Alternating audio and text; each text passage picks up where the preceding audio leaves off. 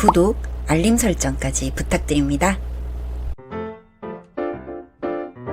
오늘도 우리 사는 이야기 찾아주셔서 감사합니다. 사연자분이 보내주신 이야기 시작해볼게요. 안녕하세요. 저는 40대 초반에 아들 둘을 둔 엄마입니다.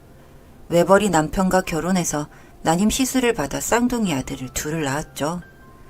직장은 그만두고 바이올린 레슨을 다니다가 임신에 성공해서 지금은 행복하게 살고 있습니다. 그런데 어려운 친정 때문에 엄마에게 아이 돌보는 것을 맡기고 레슨을 시작했습니다. 제 경력 때문에도 그랬지만 친정 생활비를 드리기 위해서는 어쩔 도리가 없었습니다. 남편도 처음에는 꺼려하다가 제가 레슨을 많이 하고 벌어오는 수입이 많아지자 나중에는 안심을 하더군요. 친정에 드리고 남은 돈이 200만 원가량 되거든요. 그 돈으로 적금도 넣고 대출 이자와 원금을 갖고 있었습니다. 그런데 레슨 시간이 길어지면서 어쩔 수 없이 엄마가 저희 집에서 주무시게 되었죠. 그러다 보니 남편이 불편해하기 시작했어요. 저희 엄마가 잔소리가 심하신 편이거든요. 그리고 얽힌 사연들이 좀 있는데 제가 음악 전공을 하겠다고 고집을 피우자 그 뒷바라지할 자신이 없다면서 정 할 거면 다니던 교회에서 바이올린을 배우라고 하셨습니다. 이게 무슨 소리인가요?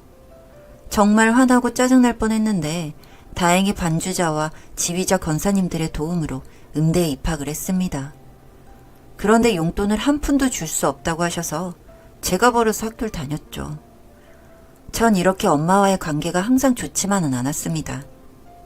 이와는 반대로 남편은 3대 독자로 태어나 뭐든지 자기 하고 싶은 건 다 하면서 살았고 집에서 뭘 반대한 적도 없어 그래서인지 생활 습관이나 그런 것들이 좀 잘 안 되어 있긴 했습니다.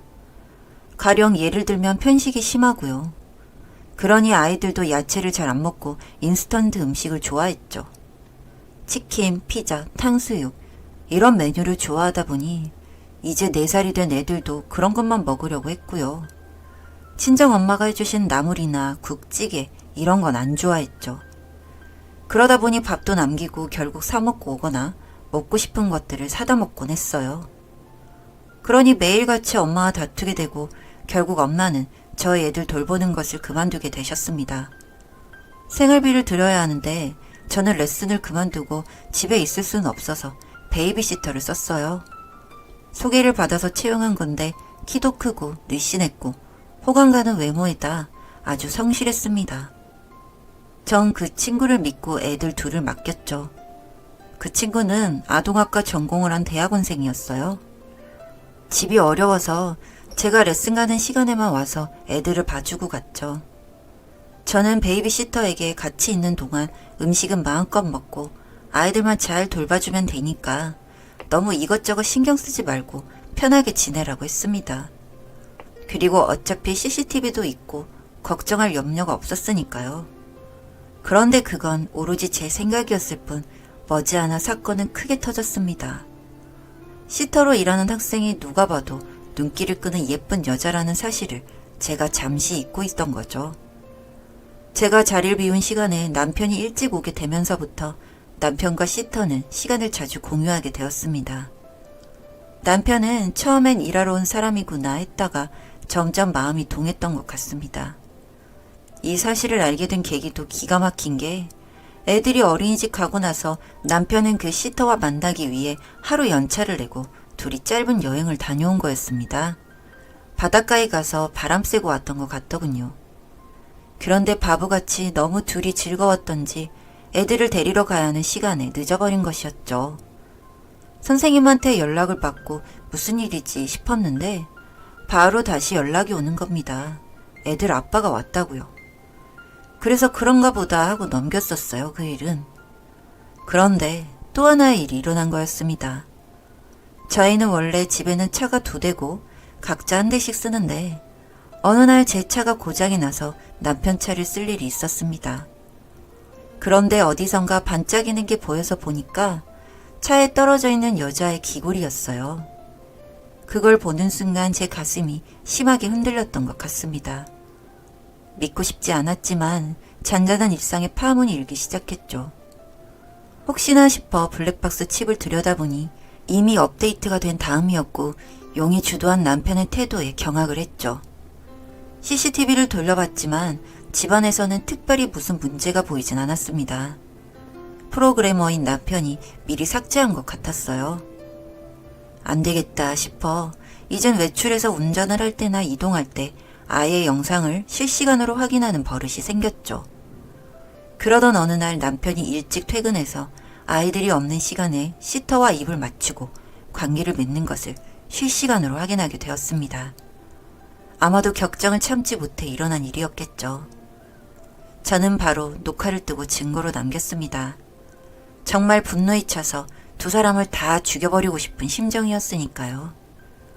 일단 증거 하나는 남겨두고 남편의 행동을 유심히 지켜봤습니다.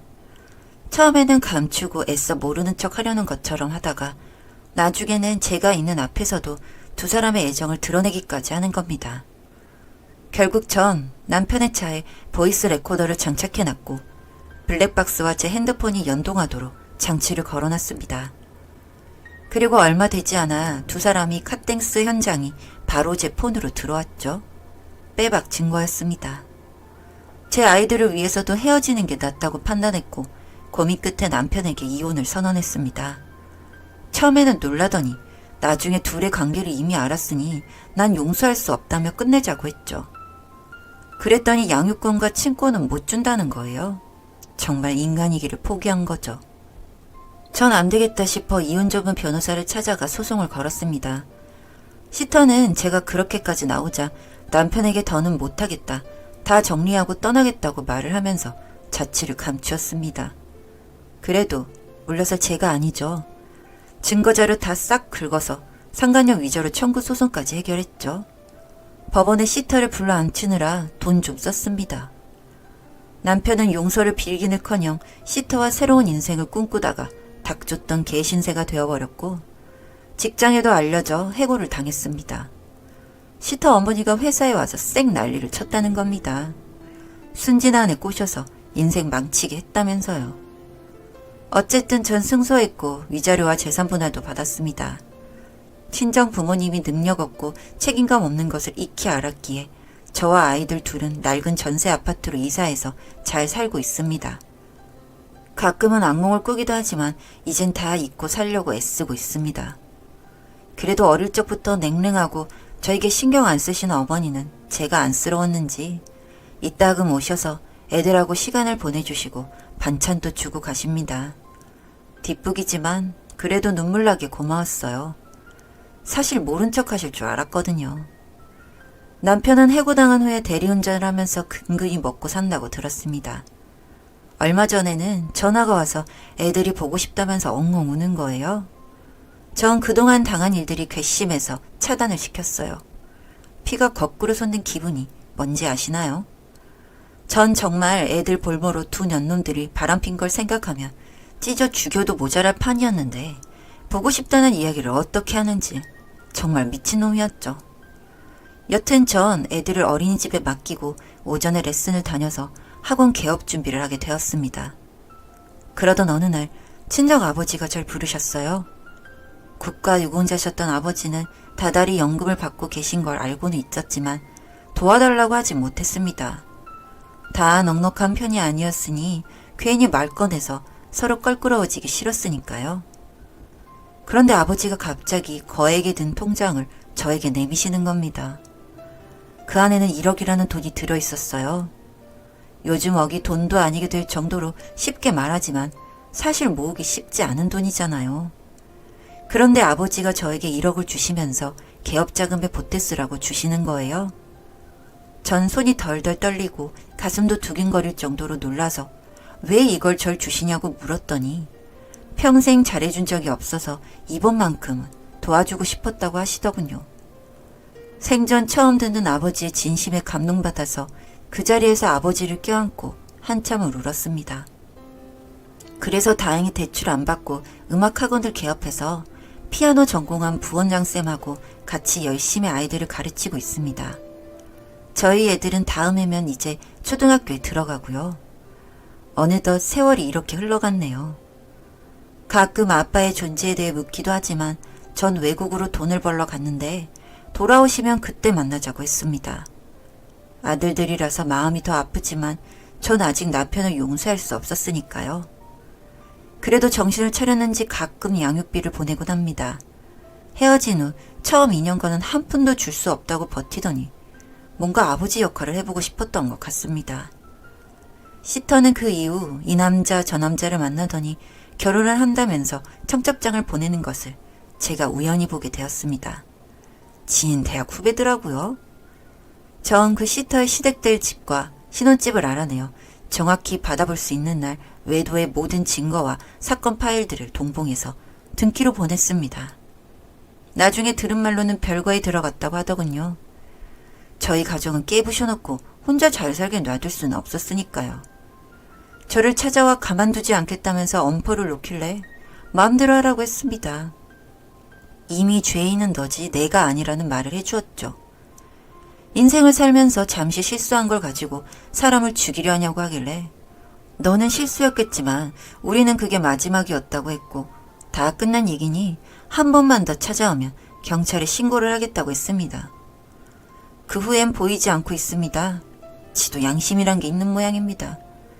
아마도 평생 잊지 못할 끔찍한 사건이었지만 마음의 치유를 받고자 노력 중입니다. 좋은 날 올 거라고 믿습니다. 오늘도 아이들과 열심히 살아가려고 합니다. 긴 글 읽어주셔서 감사합니다.